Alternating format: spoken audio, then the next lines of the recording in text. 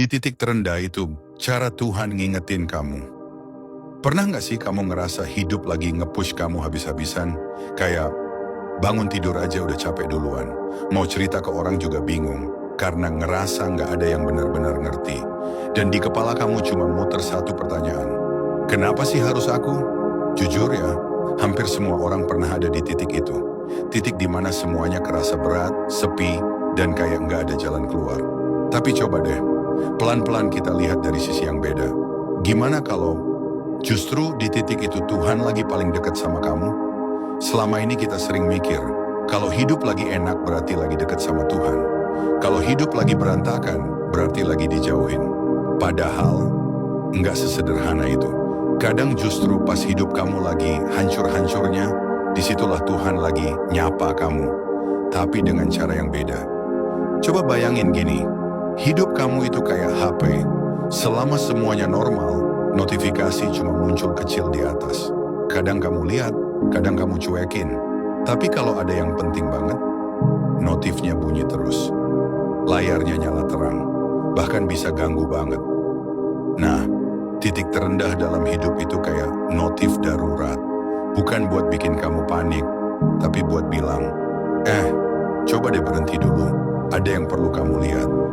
Selama ini mungkin kamu terlalu sibuk, ngejar target, ngejar duit, ngejar pengakuan, sampai lupa. Kapan terakhir kali kamu benar-benar diam? Diam tanpa distraksi, diam tanpa pura-pura kuat. Kapan terakhir kali kamu ngobrol sama Tuhan? Bukan cuma minta, tapi beneran cerita. Kadang hidup itu bukan bikin kamu jatuh, tapi bikin kamu berhenti. Karena kamu udah terlalu jauh lari, tanpa sadar arahnya salah. Sekarang kita hidup di zaman yang serba lihat-lihatan. Buka HP, orang lain sukses. Scroll lagi, orang lain happy. Scroll lagi, orang lain kelihatan hidupnya sempurna. Tanpa sadar kamu jadi bandingin diri sendiri. Mulai ngerasa kurang, mulai maksa diri jadi orang lain. Dan pelan-pelan, kamu kehilangan diri kamu sendiri. Di titik itu, Tuhan biasanya intervensi. Gak selalu halus, kadang malah keras banget. Bukan karena dia jahat, tapi karena itu satu-satunya cara supaya kamu berhenti. Ibarat kamu lagi naik motor, kenceng banget, tapi salah arah. Awalnya enak, angin kena muka, jalanan kosong.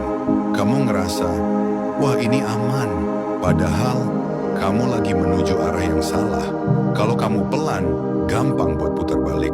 Tapi kalau udah kenceng banget, kadang satu-satunya cara buat berhenti, ya harus dipaksa berhenti. Dan iya, jatuh itu sakit. Tapi kalau nggak jatuh, kamu bakal terus salah arah. Nah, titik terendah itu kayak jatuh tadi. Sakit, malu juga mungkin, capek banget. Tapi di situ, kamu berhenti. Dan akhirnya kamu bisa lihat lagi, sebenarnya aku lagi kemana sih? Kadang kita terlalu yakin sama rencana sendiri, ngerasa udah paling benar, udah paling tahu. Padahal, kita cuma lihat sebagian kecil dari hidup. Tuhan lihat semuanya. Jadi kalau suatu saat rencana kamu berantakan, bisa jadi itu bukan kegagalan, tapi penyelamatan. Banyak orang takut sama fase jatuh, padahal justru disitulah kamu dibentuk. Kamu jadi lebih jujur sama diri sendiri, lebih ngerti arti sabar, lebih paham mana yang penting, mana yang cuman ribut doang. Di titik itu, kamu mulai belajar hal-hal yang dulu kamu anggap sepele. Kayak, nggak semua yang kamu mau harus kamu dapetin. Nggak semua orang yang datang bakal stay. Dan kuat itu bukan berarti nggak pernah jatuh. Kuat itu tetap bangkit walaupun udah capek banget. Dan yang paling kerasa, kamu mulai sadar kalau selama ini kamu terlalu bergantung sama manusia. Sama validasi, sama pengakuan, sama sesuatu yang bisa hilang kapan aja. Pas semua itu diambil, kamu kosong. Tapi justru di situ, kamu mulai ngerasa, oh, ternyata ada yang nggak pernah ninggalin. Tuhan. Kadang Tuhan mengosongkan hidup kamu dulu, biar kamu punya ruang buat diisi lagi dengan yang benar. Kalau gelas kamu penuh sama hal yang salah, gimana mau diisi yang benar? Di fase ini kamu jadi lebih sering mikir, lebih sering diam, lebih sering ngobrol sama diri sendiri. Dan anehnya, justru di situ kamu mulai kamu jawaban, kamu jadi sadar, selama ini kamu terlalu keras sama diri sendiri. Maksa harus kuat, maksa harus berhasil, maksa harus kelihatan baik-baik aja. Padahal, kamu juga manusia. Kamu boleh capek, boleh nangis, boleh ngerasa hancur. Itu bukan lemah, itu manusiawi. Dunia ngajarin kita buat terlihat kuat, tapi Tuhan ngajarin kita buat jadi kuat. Dan prosesnya yang gak enak. Kadang kamu harus kehilangan dulu, baru tahu mana yang benar-benar berarti. Kadang kamu harus disakitin dulu, baru tahu mana yang tulus. Kadang kamu harus gagal dulu, baru tahu arah yang tepat. Dan semua itu terjadi di titik terendah. Kalau sekarang kamu lagi ada di fase itu, coba jangan langsung mikir, kenapa hidup gua gini banget sih? Coba ganti sedikit pertanyaannya. Ini lagi ngasih tahu apa ya ke gue?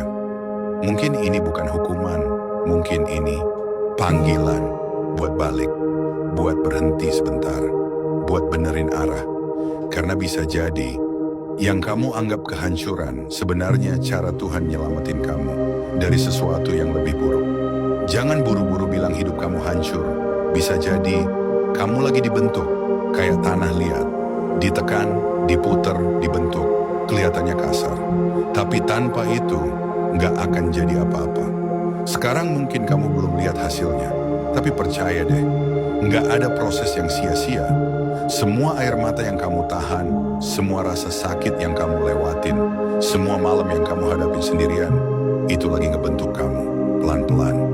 Dan nanti, suatu hari, kamu bakal lihat ke belakang, ke fase ini, dan kamu bakal bilang, gila, ternyata ini yang ngebentuk gue. Jadi kalau sekarang kamu lagi di bawah, nggak apa-apa, serius, nggak harus langsung kuat, nggak harus langsung bangkit drastis. Cukup satu langkah kecil hari ini, satu doa yang lebih jujur, satu usaha yang tetap kamu jalanin walau pelan, satu harapan yang nggak kamu matiin. Ingat ya, di titik terendah itu bukan akhir, itu justru awal buat kamu dapat nafas baru. Kalau kamu lagi di fase ini, jangan dipendam sendiri. Coba tulis di komentar, aku lagi berjuang. Biar kamu ingat, di luar sana ada banyak orang yang lagi jalan bareng